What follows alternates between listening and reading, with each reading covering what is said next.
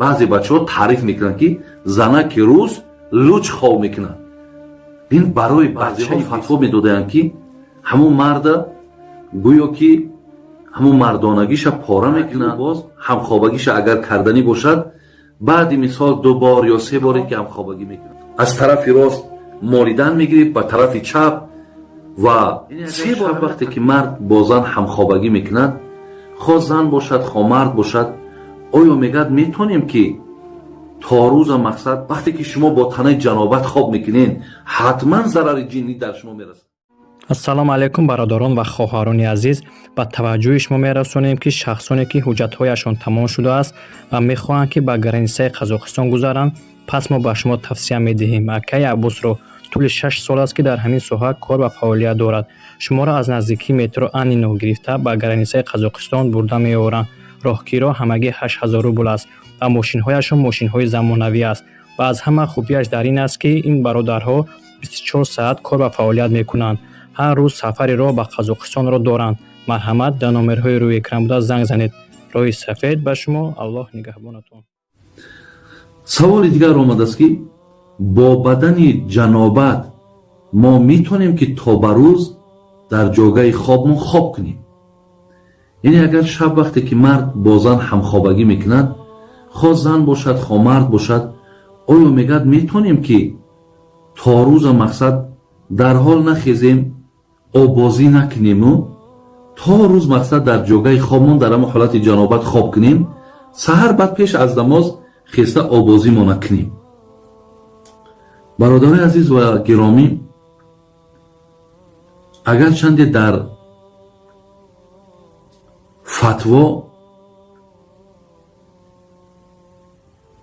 иҷозатшон омадааст, метавонад ки бандаи муъмин агар вақте ҳамхобагӣ кард, агар боз хоҳишаш бошад ки ман мақсад боз ҳамхобагӣ мекунам, ин ҳолатда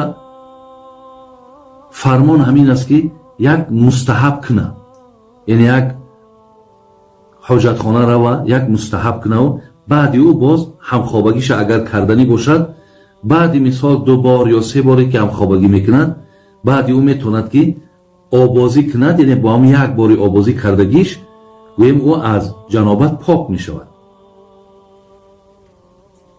яъне аз нигоҳи дин иҷозат ҳаст ки бо ҳамун ҳолат хобам кунанд. вақтошда ҷавоб савол медоданд ки агар дар ҳамун ҳолати ҷанобат яке ай дунё гузарад чӣ? баъд баъзеҳо фатво медоданд ки ҳамун марда гӯё ки ҳамун мардонагиша пора мекунанд ва баъд мақсад ӯро мешӯяну кафан мекунанд. лекин ин бародарои азиз бисёр як гӯем гуноҳи калоне ҳаст. касе ин сухана гуфтааст, бисёр сухани нодурусте гуфтааст, ё шояд ҳамин ҳам худо раҳматшон кунад ба хотири он гуфтанд ки ҳамин мардҳо ё занҳо дар ҳолати ҷанобат хоб накунанд. шояд ба хотири ҳамин гуфтанд ки яъне агар яке мабодои ай дунё гузарӣ, анами хел мушкилот дар болотай гуфта, шояд ба ҳамин хотир гуфта бошанд. лекин ба ҳар ҳол хоб кардан, саҳар пеш аз намоз хеставу обозӣ кардан дурустай. вале бародарону хоҳарони азиз, ман гуфтаниам ки агар шумо аз ҳамин чиз дурӣ ҷӯед, беҳтар мешавад. зеро қоидаи суннати хоб кардан ин нест. агар аҳамият дода бошен, ҳамин рӯзҳо мардуми мо то чанде роҳҳои сабукиву роҳҳои халосӣ аз бисёри суннатову ё мустаҳабо мекованд. бародарои азиз, пайғамбари нозанин пеш аз хоб кардан мега агар аввал дарша қулф мекард, ҳар як чароғе ки буд хомӯш мекард, баъд аз он мега меомад ҳамун ҷойгаи хобша мега як бор метакид ки ягон чизе агар бошад мақсад имкон дорад зери болиштай, зери ҳамун курпачай, ҳамунҳоро як бор такон медод. баъдан дар болои ҷойгаи хобаш менишаст, як чанд ояти аз Қуръон мехонд, баъд қул аъузу бираббил фалақ мехонд, қул аъузу бираббин нос мехонд ва ҳамчунон ояталкурсӣ мехонд. و اینها را 3 بار، یک بار میخوان از طرف راست مالیدن میگیرید به طرف چپ و 3 بار همین را تکرار میکرد. حضرت عایشه مادرمون میگد گاه من در پهلوش که پیش از خواب که نشسته بودیم، هر دومان دستمون میگه هم تا میکشادیم، پیامبر میخوان در دست هر دومان دم میکرد و ما مثال از دیگر بدنها مونده میمالیدیم. بعد از اون میگه دراز میکشیدیم و با یک طرف راست بسمیک اللهم اموت و احیا میگفتیم، به نام تو میمیریم و به نام تو زنده میشویم گفته و خواب میکردیم. وقتی که بیدار میشیدیم پیامبر میگفت الحمدلله الذی احیانا بعد ما اماتنا، حمد و سپاس میگم تو را ای خالق یکتا، زمانی که مرا میرانده بودی باز زندم کردی. این بود برادران عزیز خواب حضرت و خواب پیامبرم برای ما درس. برادر عزیز، مادرای عزیز، حرکت نکنین با تنه جنابت خواب کنین، حرکت کنین که وقتی هم خوابه شیدین روین مقصد در حال غسل کنین. بعد از مثال غسل آمده باز همین کرداری را که پیامبر نازنین کردن انجام تین و در جاگه خواب سرتون نمون خواب کنین. شاید برادرای عزیز شما در حالت جنابت ای دنیا گذارید، بعدا خانومی تو بگه که مردکم جنوب بود، میدونی چقدر آوازه و دروازه گویم آب روی تره، حتی آب روی همون مرده بدن هم از بین میبره. خدای پرده کنه پگاه با دیگرها فرزندو تا تنها نکنن که پدر تو جنوب مرده بود. امروز مردم ما این چیزها را میگن. یا مادری که در همین حالت گذره شوهرش بگه در حالت جنابت بود که ایره چه خیلی کردن در کار، این آوازه همه ایجاد پهن میشه.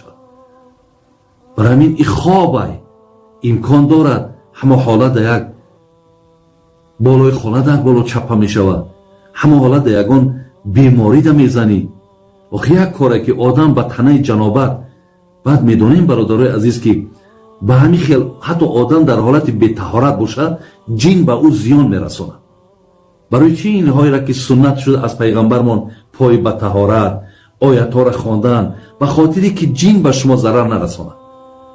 وقتی که شما با تنه جنابت خواب میکنین حتما ضرر جنی در شما میرسد، حتما یگان بیماری در مبتلا میشین.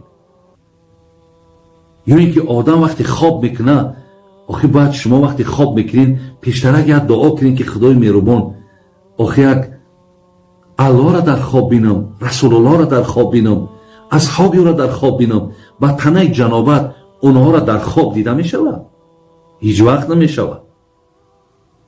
از این لحاظ حرکت کنین که چقدر حتی در وقتهای اول برادرای عزیز یا خواهرای عزیز این خواب کردنی که حاضی بچه ها خواب میکنن، یک خیلش میگن که ما تنه لوچ خواب میکنیم، حتی یگان لباس در بدنم نمیگیرم.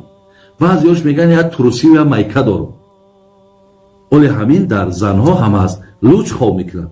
در روسیه بودیم بعضی بچه ها تعریف میکنن که زنه که روز لوچ خواب میکنن. این برای بچه بیسوادی ما، برای بچه های شهوت پرستی ما، برای فرزندانی از علم دین ناآگاهی ما لوچ خواب کردن گویا یک مدنیت و یک مثال گویم ثواب و یا یکان خوبی های زیادی دارد. نه برادر عزیز، در جاگه خواب همه وقت انسان باید لباسش در جاگه خواب هم رعایت کنه. برای چی لباس های شب خواب کنک داشتیم؟ وقتش لباس شب خواب کنک بود، لباس هایی بود که بسیار کشاد بودن، کرتش هم کشاد بود، بروکش هم کشاد بود، حتی یک سرپوش هم در سرها بود می پوشیدن بعد خواب میکردن. انمون برادر عزیز بهترین انمونه. یا خواهر و مادرایی که در جاگه خوابتون خواب میکنین شما هم رعایت کنین.